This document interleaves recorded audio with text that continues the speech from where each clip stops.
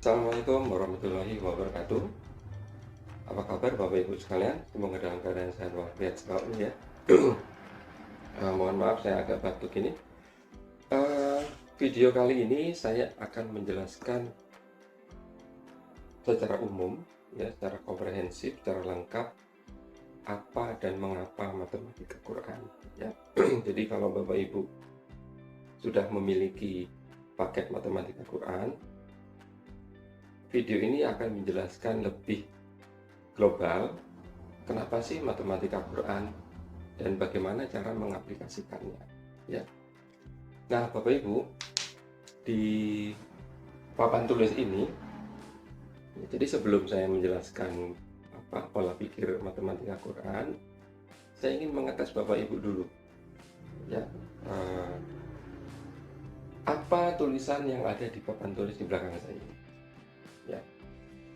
Coba Bapak Ibu bisakah membaca kira-kira tulisan ini atau kalimat ini dibaca dengan baik dan benar sehingga semua orang yang ada di sekeliling kita ini bisa memahaminya dengan baik dan benar juga ya.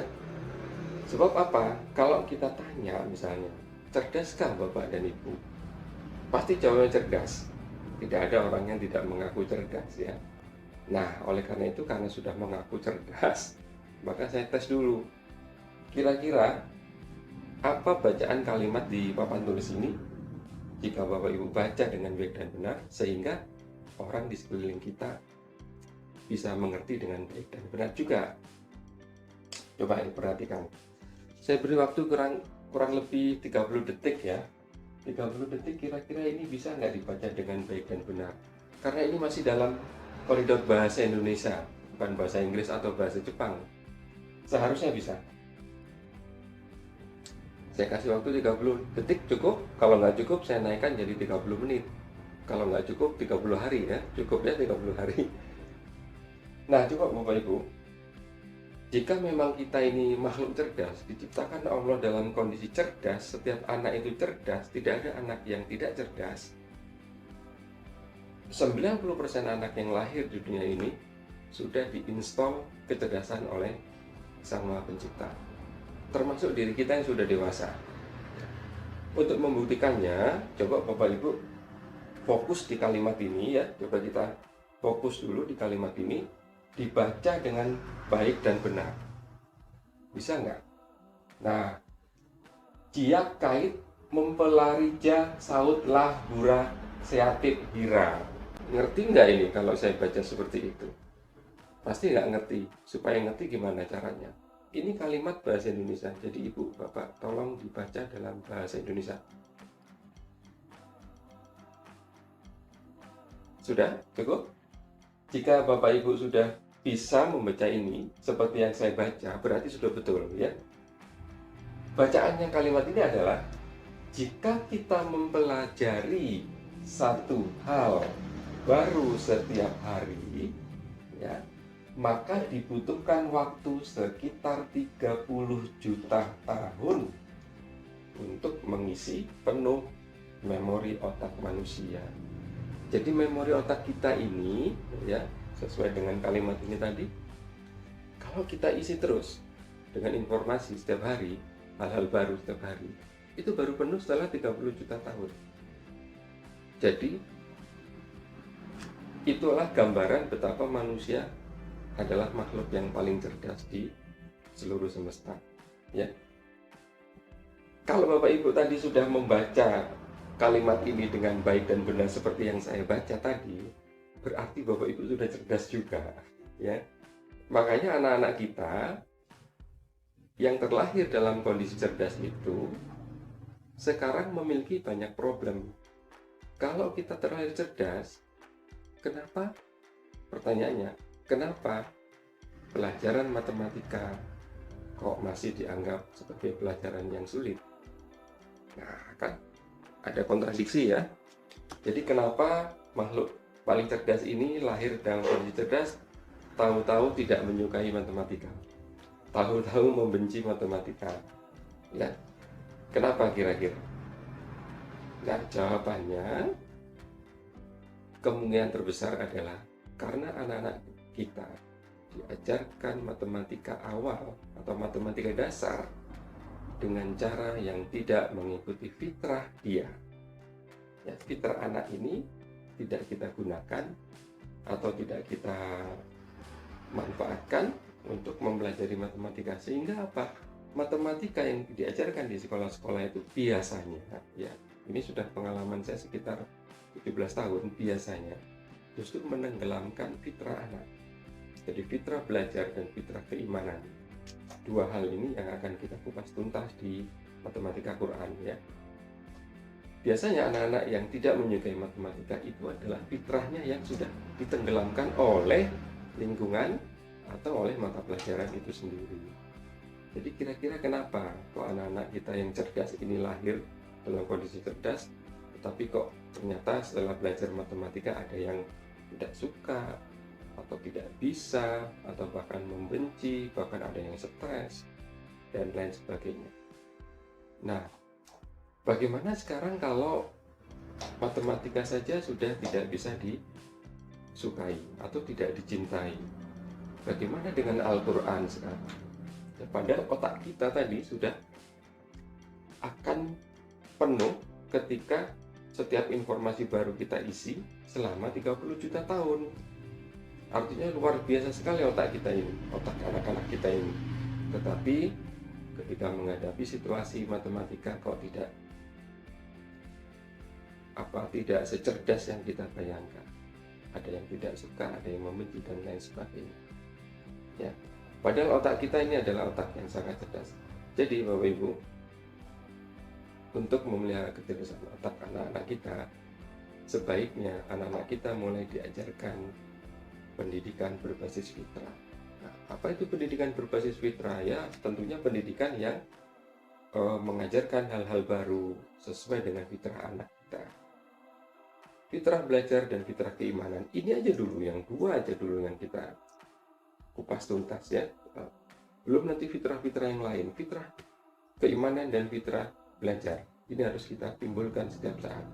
Nah, bagaimana caranya? Nah, dalam Al-Quran,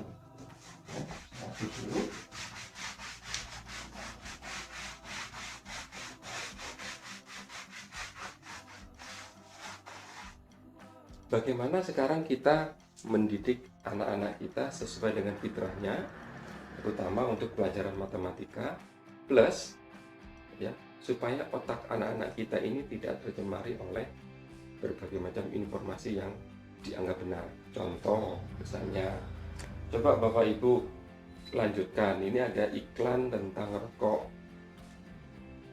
Pria punya titik-titik, tolong dilanjutkan. Kemudian iklan tentang minuman. Apapun makanannya, minumnya, titik-titik. Pasti Ibu dan Bapak tahu jawabannya. Dan pasti anak-anak kita yang sudah mendengar hal itu juga akan tahu. Itu artinya apa? Setiap informasi yang kita terima setiap hari bertubi-tubi tanpa jeda sedikit pun, lama-lama akan dianggap sebagai suatu informasi yang benar. Ya, menjadi suatu kebenaran. Jadi kalau apapun makanannya, minumnya, titik-titik, minumnya itu, ya, berarti semua orang akan beranggapan itulah yang benar. Jadi setelah makan harus minum itu, ya. Tidak saya sebutkan karena ini mengandung merek.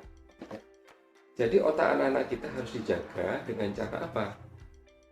Memberikan pendidikan berbasis fitrah. Caranya lihat di surat Maryam, ya, Maryam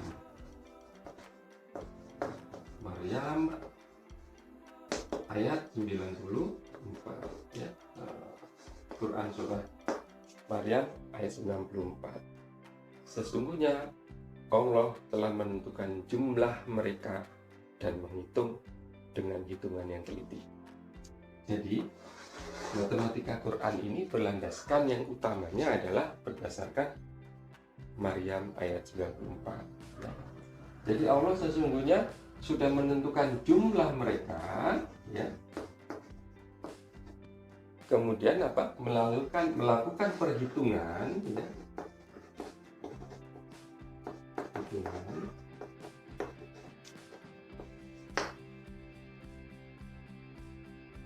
yang teliti, ya. Jadi teliti. Jadi Allah sudah menentukan jumlah mereka dan menghitung mereka dengan hitungan yang teliti. Nah, inilah prinsip sebenarnya ya dalam matematika Quran. Kenapa anak-anak kita harus kita ajarkan terlebih dahulu konsep jumlah, ya, konsep jumlah. Kemudian setelah konsep jumlah dikuasai, ini nanti ada di langkah-langkahnya ya. Setelah konsep jumlah dikuasai, maka dia harus mulai berproses berhitung, ya. Nah, setiap proses hitung itu harus mengacu kepada ketelitian. Karena apa? Ketelitian inilah yang akan menghasilkan jawaban benar. Ya, jadi Bapak Ibu, beginilah alur berpikirnya di dalam matematika Quran berdasarkan surat Maryam ayat 94. Sesungguhnya Allah sudah menentukan jumlah mereka dan menghitung mereka dengan hitungan yang teliti. Jadi yang pertama, anak kita belajar konsep jumlah, kemudian berproses berhitung dan mencari cara-cara yang teliti. Itu prinsip dari pendidikan matematika Quran, ya. Jadi inilah sebenarnya dalam proses pendidikan berbasis fitrah, patokan ayat ini yang kita gunakan. Proses-proses ini kalau kita ikuti, ya, Maryam ayat 94 ini kalau kita ikuti, berarti kita sudah mengikuti proses pendidikan berbasis fitrah, sehingga anak-anak kita nanti ketika sudah menghasilkan jawaban, dia tahu bahwa proses-proses berhitung nanti itu adalah sesuai dengan petunjuk di dalam Quran. Ya, nanti ada beberapa ayat. Saya bagi dua ayatnya nanti. Ayat untuk orang tua, untuk kita dewasa, kaum dewasa, dan ayat untuk anak-anak. Ya, jadi kita bagi dua. Jadi semua akan mengacu ke sini, tetapi kategorinya kita bagi dua ya. Katakanlah yang A, ayat-ayat untuk orang tua, ya. Ini sifatnya untuk memberikan perluasan wawasan pada orang tua, dan yang kedua adalah langsung yang ditujukan untuk anak. Nah, ini yang diaplikasikan ya Ibu Bapak ya. Jadi ayat-ayat untuk orang tua dan ayat untuk anak kita bedakan, tetapi masih menjadi satu kesatuan informasi. Ya. Harapan kita dengan adanya informasi yang kita ambil dari Quran, otomatis itu adalah informasi yang paling benar. Harapan kita adalah apa? Informasi yang kurang benar atau tidak benar bisa kita minimalisir, ya, seperti tadi iklan itu, sehingga iklan itu tidak menjadi suatu kebenaran mutlak. Ya. Jika setiap hari anak-anak kita ajarkan matematika proses berhitungnya itu melalui petunjuk yang ada dalam Quran, dan itu akan banyak nanti beberapa ayat. Total ada sekitar 16 ayat yang harus nanti anak-anak kita kenalkan ya. Antara orang tua dan anak semuanya harus tahu ayat-ayatnya, sehingga dengan berpatokan pada ayat-ayat itu, suatu saat anak-anak kita akan menjadi anak-anak yang mampu memberikan solusi kepada setiap persoalan. Ya, jadi yang kita harapkan itu adalah anak-anak tidak hanya pintar matematikanya, tetapi juga harus tahu akhlak yang kita gunakan, seperti ketelitian ini tadi ya. Kemudian proses berhitung itu juga memiliki beberapa proses yang sangat akurat, karena mengikuti petunjuk yang ada dalam ayat-ayat Quran ya. Dan ternyata nanti akan kita ketahui bahwa semua angka yang berproses berhitung menuju ketelitian itu semuanya berdasarkan sunatullah.